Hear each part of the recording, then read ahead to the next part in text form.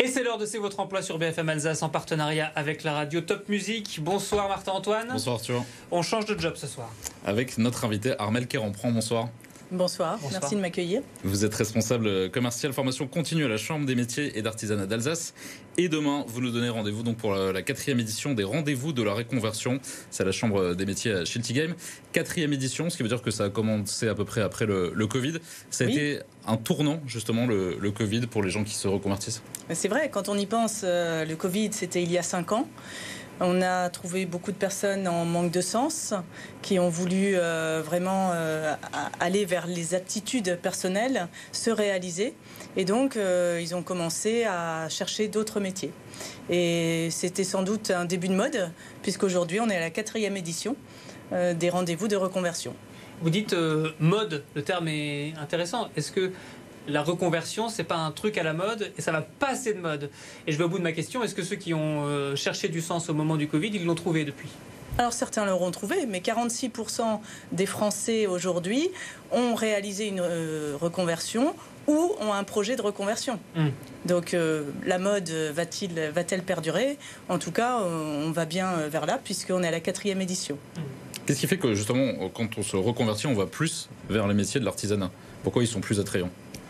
On va plus vers les métiers de l'artisanat parce que l'artisanat, c'est de l'embauche, 100 000 embauches par an, parce que l'artisanat, c'est le contact avec les gens, c'est la réalisation, c'est concret, c'est un métier qu'on peut réaliser avec ses mains, c'est de la fabrication, il y a également quand même des services, du bâtiment au niveau de l'artisanat, mais c'est concret et en général c'est ce qui donne du sens.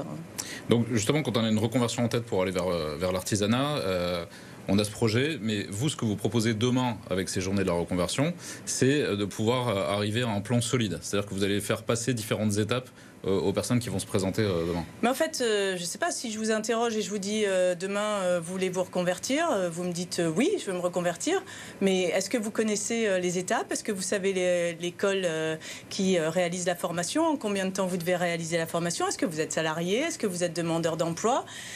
Qui va payer la formation? Est-ce que vous aurez du job derrière? C'est à toutes ces questions qu'on va répondre demain avec nos partenaires, puisqu'on a beaucoup de partenaires qui seront là demain. Si je dois les citer, je les cite. Si je peux les citer, c'est parti. Allez, la région. Un peu vite, si c'est possible. Donc la région, France Travail, Retravailler, les OPCO, à l'emploi, Fédération française du bâtiment, le GEC Propreté, le Cap Emploi aussi, qui aide les personnes en situation de handicap. Toutes ces personnes, et la CMA et les centres de formation de la Chambre des métiers, seront là pour réaliser le plan d'action. Parce qu'en fait, l'idée, c'est si vous venez demain à ces rendez-vous, en 2 heures, on va vous dire ce que vous devez faire par rapport à votre envie. C'est ça, pour avoir un conseil personnalisé, c'est très important. Alors, de toute façon, une reconversion, c'est toujours personnalisé, puisque ça dépend des compétences acquises, ça dépend de vers quoi il veut se tourner, du budget qu'il a, du financement possible, est-ce qu'il y a un emploi à la clé. Donc en fait, si on prend l'exemple, concrètement, on prend l'exemple d'une personne qui travaillait sur un site industriel en ligne de production, il a 50 ans, il a fait 25 ans de job sur cette ligne, il change, il veut devenir boucher. Donc s'il veut travailler dans une boucherie charcuterie artisanale, il a l'obligation d'avoir le CAP boucher. Comment je vais réaliser? Je n'ai pas mon CAP boucher. Vers qui me tourner? Là, on va le guider. Déjà, on va vérifier, faire une étude de marché. Est-ce que boucher, aujourd'hui, c'est un métier qui a de l'avenir? Oui, on en recherche. Donc là, vous avez l'OREF, l'Observatoire Emploi Formation régionale qui est là et qui vous donne les métiers de demain. Ensuite, on va lui dire, posez-vous, est-ce que vraiment c'est ce métier-là que vous voulez faire? On vous propose un stage dans une boucherie-charcuterie. Observez pendant 1 semaine, est-ce que vous vous sentez à l'aise? Est-ce que les contraintes, ça va? Est-ce Mais que alors c'est ça, par toujours exemple, OK? allons-y dans les détails. Comment il fait avec son patron de sa boîte industrielle dans laquelle il bosse? Ça dépend s'il est son patron, salarié je pars ou une demandeur. semaine en stage. C'est pas possible, ça. Pourquoi il pourrait pas le faire? Ah bah je sais pas, je vous pose la question. Alors, Son patron peut dire, bah tu rigoles, tu partiras quand tu seras en congé payé ou tu te débrouilles. peut-être oui, en congé payé, il ne peut pas partir comme ça. Après, il y a deux situations, soit vous êtes salarié, soit vous êtes demandeur d'emploi. Et par exemple, en demandeur d'emploi, vous avez France Travail qui propose des périodes d'immersion. Hein, c'est vraiment, ils n'aiment pas le mot stage, c'est période d'immersion où on va regarder si c'est vraiment le job. Donc là, ils valident, ils disent ça c'est vraiment le job. Maintenant, on va réaliser un bilan de compétences. Et là, vous avez Retravailler qui sera là demain. Et Retravailler, ce sont des conseils en évolution professionnelle. Donc, ils vont évaluer le potentiel de cette personne, les compétences déjà acquises et proposer des formations. C'est ça, parce que, pardon, je vous interromps, mais je me pose une question. Qui dit reconversion, ça veut dire recommencer à zéro Jamais. ou pas? Est-ce que quand on a une reconversion, c'est forcément vers un emploi qui est a priori moins qualifié? Parce que voilà, on repart de plus bas.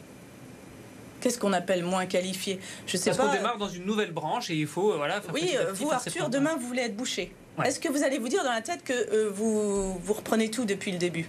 Bah, honnêtement, s'il fallait que je devienne boucher, ce serait peut-être mieux que je commence au début, ouais. Oui, mais les compétences de savoir-faire, de savoir-être, vous les avez. Vous allez acquérir le savoir-faire. Mais on va regarder quand même si les compétences Ils de vont me mettre en savoir-être, boutique vous et à les la avez. caisse. Donc, c'est pour ça qu'on va faire un état de votre situation, un bilan de Les compétences situations que financières, Retravailler il faut le pourrait faire. préciser, hein, c'est important parce que selon la situation qu'on a familiale, c'est pas toujours évident la reconversion. Ah ben après la reconversion, et c'est là où il y a l'étude de marché. Ça m'amène vers quel salaire? Est-ce que je vais créer ma société? Il faut savoir que aujourd'hui, un apprenti sur deux va créer son entreprise artisanale. Il faut qu'on s'arrête puisque c'est l'heure des annonces. Tout ça, ça se passe à Shilty Game du 22 au 25 avril, c'est ça, hein? Non. Alors demain, Shilty Game, de Demain, 13h-18h. De 13h-18h. Et si vous avez l'envie d'avoir envie, ben venez nous voir. Voilà, allez, on passe aux annonces. Si vous avez envie d'avoir envie de devenir moniteur d'auto-école. À Souffle-Versailles, l'auto-école First Conduit qui recrute. Vous devez être titulaire d'un diplôme ECSR ou d'un BEP. Les personnes débutantes sont les bienvenues. Ce sont des contrats en CDI de 35 heures. Vous aurez la possibilité de faire des heures supplémentaires. Vous ne travaillerez pas en revanche les samedis après-midi. Pour postuler, direction le site first-conduit-67.fr. On va essayer de citer une chanson de Johnny par émission dorénavant. Le 30 défi gourmets lancé. qui cherchent des commerciaux dans le Haut-Rhin. Entreprise spécialisée dans la distribution pour les professionnels de la restauration commerciale collective pour les boulangeries-pâtisseries. En tant que commercial, vous êtes attaché au chef des ventes. Transgourmet qui recherche des commerciaux capables aussi d'être de bons conseillers avec les clients.